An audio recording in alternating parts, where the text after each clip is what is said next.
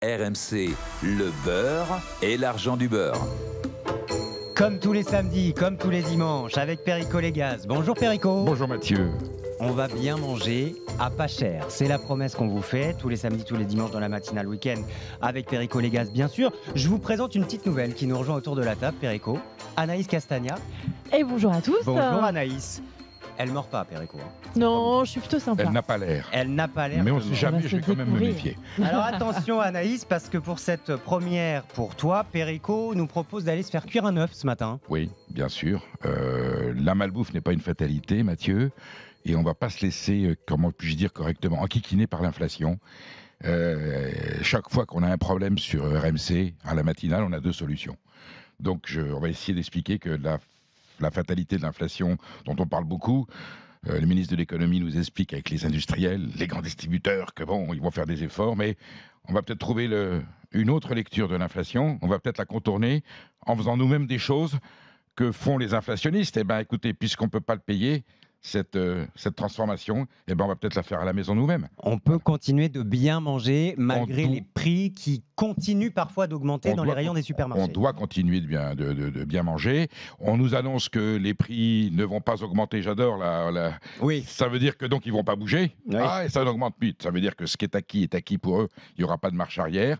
Et donc on va essayer de gérer comment on dit, le panier de la ménagère, des RMC et du ménager. C'est comme ça. Et voilà. Et on va voir qu'on peut trouver des solutions et continuer à bien manger. Et justement, peut-être que l'inflation nous oblige à être plus vigilants, plus observateurs, plus curieux, et peut-être de trouver des solutions à table auxquelles on n'aurait pas pensé si les prix n'avaient pas augmenté. À toute chose, malheur est bon. Pour être très concret, Perico, il n'y a pas eu de septembre vert. Les prix n'ont que très légèrement baissé en grande surface.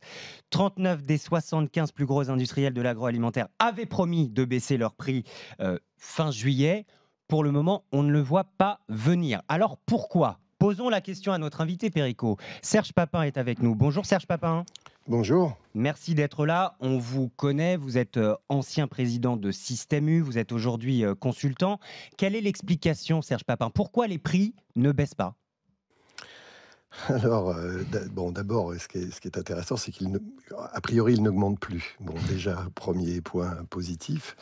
Et donc, on est sur un plateau et peut-être qu'on est en train d'entamer, lentement, semble-t-il, mais une baisse. Alors, d'abord, les prix, vous savez, ils dépendent beaucoup de la spéculation. C'est fou parce qu'il va falloir quand même qu'il y ait une vraie volonté politique pour faire en sorte qu'on quitte l'ultralibéralisme qui prévalait dans les prix de l'alimentation à la souveraineté qui est l'ambition. Et vous savez, par exemple, en France, si on prend le blé, qui est une... Je me régale, Serge Papin, en vous écoutant.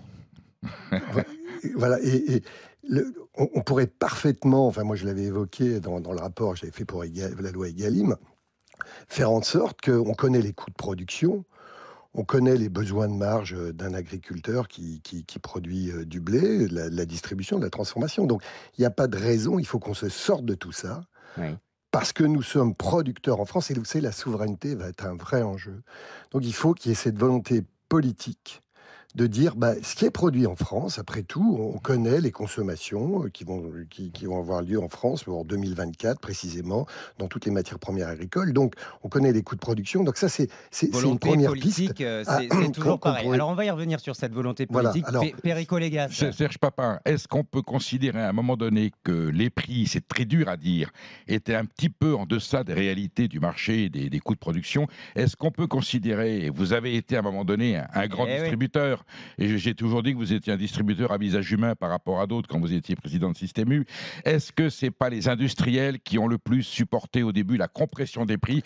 N'oublions pas que c'est eux qui payaient les producteurs, Serge. C'est eux qui payaient les producteurs. La grande distribution fixait des prix, et c'est souvent, c'est ce qu'ils m'ont dit, c'est nous qui avons assumé le fait de comprimer les marges pour payer les producteurs à juste prix. Et quand on arrivait devant les grands distributeurs, ils nous disaient, nous on veut rien savoir, ça sera tant et pas autrement. Et qu'aujourd'hui, du coup, on profite un peu du prétexte de l'inflation pour réajuster des tarifs qui étaient restés un petit peu en retrait. Est-ce que ça vous semble plausible comme explication? Moi, je crois que c'est beaucoup, entre nous, c'est quand même beaucoup les agriculteurs qui ont été la variable d'ajustement, c'est-à-dire l'amont de la filière. Les PME, sans doute, ont aussi supporté les choses, mais beaucoup les agriculteurs. Alors pourquoi? La loi Egalim a été faite pour ça, Serge Papin. Alors voilà, la loi Et Egalim vous a l'avez amené, porté, ce heureusement, projet.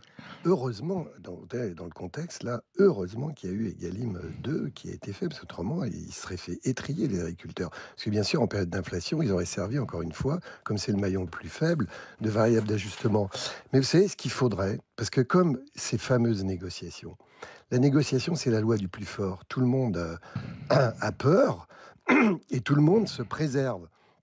Donc ces négociations qui normalement sont à la fin de l'année, d'ailleurs sont anticipées à la demande de Bruno Le Maire, qui se dit aussi ouvert à ce qu'elles aient lieu plusieurs fois par an. Ça, c'est une solution. Mais ce qu'il faudrait, alors justement, il n'y a plus besoin, et plutôt que plusieurs fois par an, c'était une recommandation aussi que j'avais faite, que d'ailleurs le président de la République dans son discours de Rungis en 2017, après Egalim, le 11 octobre 2017. Le 11 exactement. Grand discours.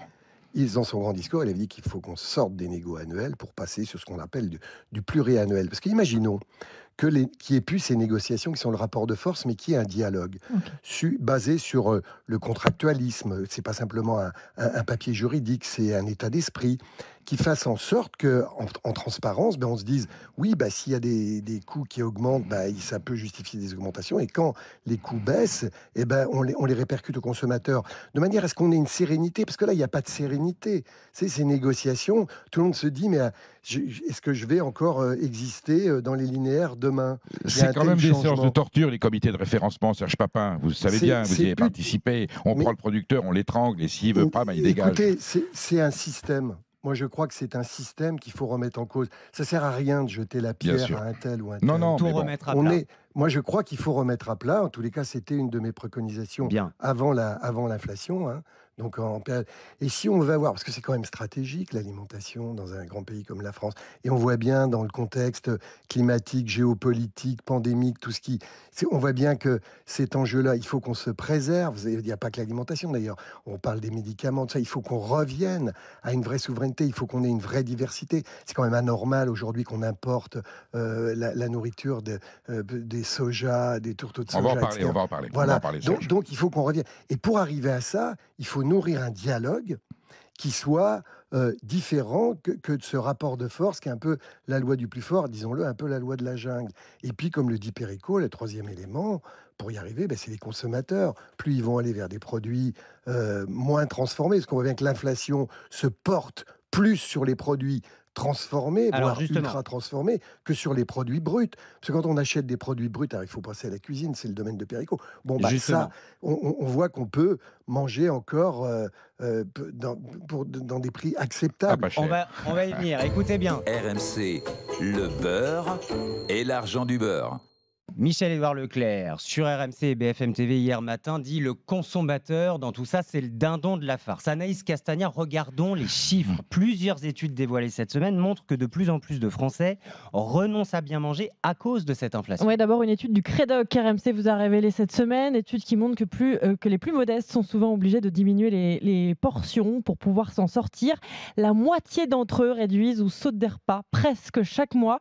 Plus d'un tiers se privent au profit de leurs enfants, des Français qui sont prêts à renoncer à la viande pour réduire la facture, et plus de 4 Français sur 10 ne réussissent pas à manger des fruits et légumes tous les jours. Plus de 4 Français sur 10, pas de fruits et légumes tous les jours. Parmi ces Français, il y a Isabelle qui compose le 32-16 pour témoigner ce matin. Bonjour Isabelle. Bonjour. Merci d'être avec nous. Cette inflation, elle mine votre panier de courses ? Au début, oui. Racontez-nous. Moi, j'habite à la campagne. Je suis en Seine-et-Marne Sud, donc en pleine campagne. Et plus que la viande, elle est hors de prix au supermarché, que ce soit chez Carrefour ou même chez Monsieur Leclerc, on a décidé d'aller voir dans les fermes. Oui. Et on a commencé à chercher des fermes aux alentours qui vendaient de la viande. Et j'ai été agréablement surprise. Par le prix ? Par le prix. C'est-à-dire, vous supprimez un des intermédiaires. Oui, tout à fait. On va chercher directement dans les fermes. Donc, surtout, par vous exemple, cuisinez, Isabelle. Surtout Oui, au un lieu peu, d'acheter oui. un produit qui a été préparé ou fabriqué dans une machine par quelqu'un d'autre qui vous le facture, Oui. vous faites la cuisine vous-même. Et la solution du contournement de l'inflation que je préconise, refaites la cuisine. Ou faites la cuisine des choses simples. Le poireau Oui. et la pomme de terre, des omelettes Oui. avec les œufs, Oui, tout à fait. des champignons. Pour 1,50 €, on mange à 3 ou 4. Voilà. Donc, on va contourner l'inflation en mettant la main à la pâte, c'est le cas de dire, en faisant ses courses. D'abord, le bonheur d'aller faire les courses, de trouver des produits, les transformer à la maison, un instant de convivialité autour de la table, on a un sujet de conversation. Et en plus, Oui. on a fait à la fois du bien au pays, à l'économie et aux paysans. On a contourné l'inflation, on se donne du bonheur. Vous voyez, c'est ça. Et je pense C'est bien le que vous êtes beurre et dans cette l'argent file- du beurre. Isabelle, elle a Mmh. tout compris. Isabelle. Et si on a en C'est plus beau, des, mais je des peux ajouter producteurs- quelque chose. Il faut quand même avoir du temps, non, pour pouvoir cuisiner. Alors, faut faire un choix politique dans la vie. Alors, soit on est devant certains programmes télé en disant j'ai pas le temps parce que j'ai des trucs qui servent à rien à faire, ou on est sur l'essentiel, le repas de la famille, Et des enfants. Perico, on peut faire la faire les cuisine. deux. Hein. Comment Estelle midi, midi 15h, on cuisine devant Estelle midi. Alors, il y a des programmes radio qui sont faits pour pouvoir cuisiner, Exactement. et on peut même donner des recettes quelquefois. Juste, Isabelle, combien d'économies en achetant votre viande maintenant à la ferme? Alors, moi, c'est surtout le poulet que j'achète à la ferme parce que la viande rouge, je n'en trouve pas. Alors, le poulet? Le poulet, il est à 8,50 € le kilo à la ferme. Imbattable. Voilà. Imbattable. Voilà. C'est vrai, Imbattable. Voilà. Isabelle a tout compris. Serge Papin, vos systèmes U, ça va disparaître. Pardon de vous le dire. C'est plus les miens. Je crois pas. Enfin, je suis plus le porte-parole de Système U, mais enfin, au sens large, je crois que les distributeurs, je parle surtout des indépendants, alors comme U, sont très proches aussi des acteurs locaux. Et au contraire, je dirais, eux aussi ont des liens directs et commercialisent les produits locaux. C'est pas nouveau. Hein. Il y a très bon rayon boucherie Ça à existe. Système U, mais Serge C'est- Papin, vous le c'est- savez bien. C'est vrai. Et Ça en Vendée existe depuis notamment, très, et très on peut longtemps, trouver cette de la façon viande. faire. On peut trouver de la bonne viande et des volailles chez Système U qu'on peut transformer à la maison, qu'on peut cuisiner, qui sont parfaits. Allez, Serge Papin, ancien président de Système U, aujourd'hui consultant. Isabelle, merci beaucoup pour votre témoignage au 32-16. Perico, le conseil, vous parliez de poire aux vinaigrettes, d'œufs au plat. La petite recette anti-inflation aujourd'hui. Ah ben alors, je disais le poireau aux pommes de terre, des poireaux avec le blanc, les pommes de terre. On fait cuire ça, tout simplement une soupe. Vous voyez. Alors, on la passe ou on la passe pas. Une bonne noix de beurre, une petite touffe de crème fraîche, pas trop, et on a un repas merveilleux, un repas complet, soit une soupe, soit une entrée. C'est végétal. Et alors, on peut mettre des petits lardons dedans si on veut un petit peu de protéines. Vous voyez, ça coûte 3 francs 6 sous, c'est le cas de le dire. Et on se régale autour de la table. On peut en manger plusieurs fois par semaine. On peut le faire à l'avance, éventuellement le congeler et le ressortir quand on a besoin. Et on a un grand bonheur. Moi, je dis que c'est de la gastronomie à pas cher et on contourne l'inflation sans faire de mal à personne. Le beurre et l'argent du beurre. Merci beaucoup, Perico Légas.